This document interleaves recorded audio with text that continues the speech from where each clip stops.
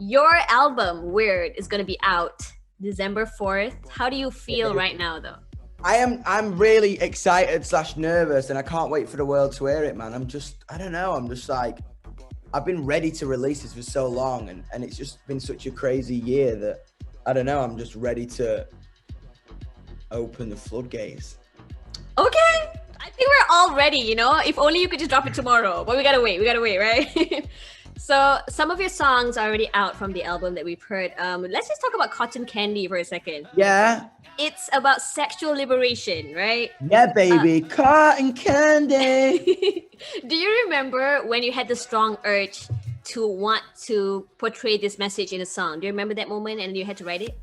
Yeah, 100%, man. It was like, when I was writing it, I think there's such a big pressure on sexuality and sex and what are you, what do you like, what do you want to do? And I kind of wanted to, like, my generation is shattering those boundaries very quickly and very passionately. And I think that's sick. And I wanted to, like, heighten that, man. Like, be who you are, be proud of who you are, be proud to not know, be proud to be curious, be proud to express yourself, be proud to experiment. I think kind of sexual experimentation shouldn't be frowned upon anymore. It should be celebrated as long as it's safe and it's magic, man. Do you know what I mean? And you got to lose yourself in multiple people to figure out who you truly are. You know what I mean? Yeah, I totally know what you mean. That's amazing. You know, you're giving so many people the platform to really be themselves. And I don't think a lot of people do that these days. So that's awesome. Thank you so much. That is awesome. I want to talk about your other song, God Save Me, but Don't Drown Me Out. The lines towards the end when you sang, I could think we might be all right, you know? I feel like that's so powerful. Because like a lot of the times we feel like nothing is okay, but then towards the end, like, yo, I think we got this. So tell us what you were going through when you wrote this one. Bro, this was the last song I wrote off the album. Wow. I was playing my record label, the album, the next day. And we're getting it together. It was 4 a.m. My meeting was at midday. And it was 4 a.m. So we were kind of getting everything together, putting finishing touches to everything. And this song, you know when you've bottled emotions up for like 8 months and it's about to just come out and you're about to like cry your eyes out. Yeah. I turned to everyone and was like, it was 4 a.m. I was like, everyone get coffee. And they were like, no, not now. I was like, yo, trust me, get coffee. I could feel something incredible. It was crawling up my back. And I walked into the booth and I had my guitar player put down, jing, jing, jing, jing, jing, jing, jing, jing, jing, jing, which is actually a little bit of a rip-off from Castle on the Hill by Ed Sheeran. But I was like, Ed Sheeran, but make it you too. And then we did that. And I walked in the booth. I was like, put me on the microphone. I was like, there's only a guitar line down. I was like, you play bass live with me. And Chris was playing bass. And that vocal take, I literally cried my eyes out for the whole thing for 10 minutes and sang the whole thing. And there's a little bit of a glitch in the first line. It goes, before I sleep, like the microphone goes, like shakes. Wow. And everyone's like, do you want to recut that? I was like, no, because that emotion I'll never be able to recreate in that, like as it was in that moment. And that bit at the end, like, I think we might be all right, you know. It's just me just being like, it's like you realizing, you know what, I think I'm okay. That's good. Yeah, I'm saying this song was off the album. This song was like the kind of the final little bit of medicine that was going to make me feel all right for a while. Wow, that's amazing. I feel like so many people can relate to that, you know, when you're, like you said, you bottle something up and then you let it out and then you put it in the song. So that's amazing. That's what I'm saying with that song. I want it to be for anyone who's lying awake at 4 a.m.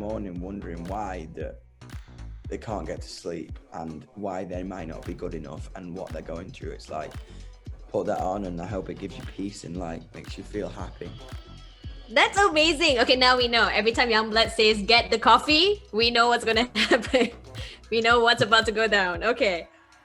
You also have a song called Strawberry Lipstick. That's a love song. You wrote it for somebody. And I realized that all of your other songs that we've heard so far is about, you know, embracing your true self and your truest form.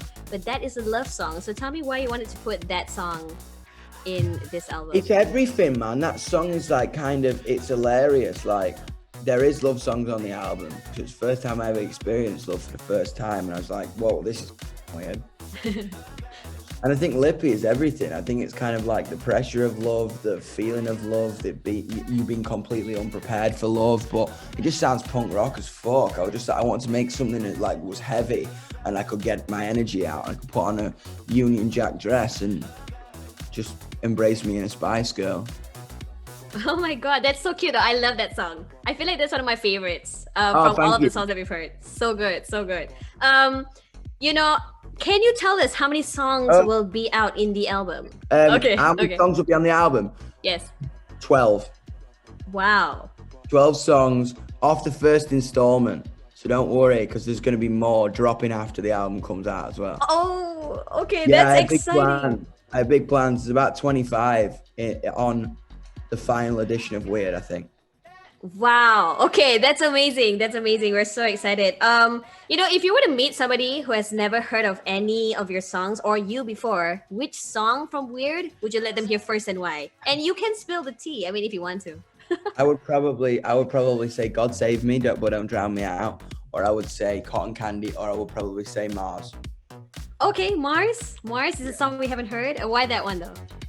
This is probably like one of the most incredible stories I've ever heard, and it kind of runs up my back every time I hear it, and I think it kind of resembles what Yungblud as a community represents and what is, and it's about a young transgender girl who I met in Maryland, and she approached me, and it was kind of like a film because everything like stood still when I was speaking to her, and this story really moved me and really kind of changed my perception of everything I've ever felt.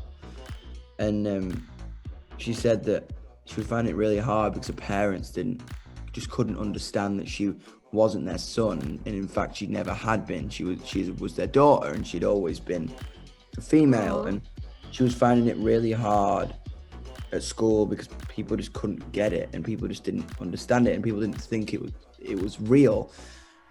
People thought she was lashing out, or it was an attention-seeking thing, or she was going through a phase, and she wasn't. She was a girl. And she said she told me if I save up my money and get good grades, I want to get my parents to a YB show because hopefully they'll see it. Yeah. And they did, and they came and they saw other kids like her, and they saw the passion and the fire and the reluctance to be anything other than what you are. And they took her for a burger afterwards and said that we get it and we're sorry and we accept you for who you are. And that just blew my mind because it's like, Yungblud isn't me, Yungblud is us. And we're part of a community that can change lives like that. And that's just so crazy to me and just insane to me. Oh my gosh, I love that story so much. It just gives so much inspiration to so many people who are trying to be themselves, but people cannot accept them yet. It's like if you feel like you're on a different planet, there is oxygen there, because I'm on that planet too. Wow, Dom, you're so amazing. Honestly, I'm excited to hear all of the songs on the album already. Like, can you just drop it now? Well, it's gonna be crazy. Yeah, it's like export to SoundCloud. Boom. Dom, thank you so much for doing this. Any words that you want to say to your fans? Of course, the community of Yungblud is just amazing. Yeah, man. As I say, I miss you all so much, but I can't wait to give you a cuddle and a kiss when this is all over, man. It's gonna be mental. Like, uplift each other, be who you are, and stay safe. That is amazing, Dom. It's always so nice to talk to you. Hopefully, we'll see each other soon in person. Okay. Bye. But this is all over. Bye-bye. Bye, babes. Fly FM.